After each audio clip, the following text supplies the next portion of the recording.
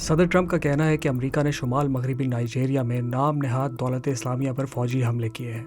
ये हमले नाइजीरिया के शुमाल मगरबी इलाके में किए गए। नाइजीरिया के वजीर ख़ारजा यूसुफ तगार ने BBC को बताया कि इन हमलों की मनसूबाबंदी काफ़ी अरसे से जारी थी और ये ऑपरेशन अमेरिका के साथ इंटेलिजेंस शेयरिंग के सिलसिले की एक कड़ी थी। क्रिसमस के दिन सोशल मीडिया पर एक पोस्ट में सदर ट्रंप का कहना था कि उन्होंने उन्हीं के अल्फाज में टेररिस्ट कम को नाइजीरिया के क्रिश्चियंस को निशाना बनाने पर तंबीह की थी।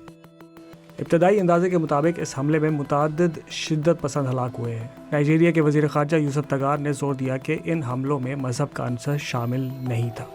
अक्टूबर में सदर ट्रंप ने नाइजीरियन हुकूमत को खबरदार किया था कि अगर वो अपनी क्रिश्चियन आबादी के खिलाफ हमलों को रोकने में नाकाम रही तो अमेरिका इस मामले में मदाखलत करेगा। लेकिन आखिर अमेरिका इस मामले में मदाखलत क्यों कर रहा है? We have seen groups, jihadist groups like माजी में हमने देखा है कि बोको हराम, मगरबी अफ्रीकी इस्लामी स्टेट और इस तरह के दूसरे ग्रुप्स मकामी लोगों पर स्कूलों, चर्चों और मस्जिदों में हमले करते रहे हैं।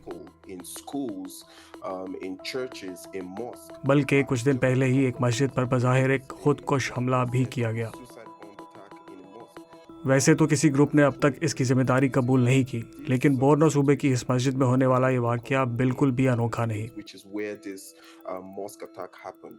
So तकरीबन पिछले 10 साल से नाइजीरिया में इस तरह के ग्रुप से लड़ाई जारी है जो इस खत्ते में अपने नज़रियात का निफाज चाहते हैं। ideology rather in नाइजीरियन फौज उनका मुकाबला कर रही है, ताहम पिछले कुछ सालों में शिद्दत पसंद हमलों में इजाफा देखा गया है। sort of another शायद यही वजह है कि अब अमरीकी और नाइजीरियन हुकूमतों ने मिलकर इस बारे में एक्शन लिया है। US government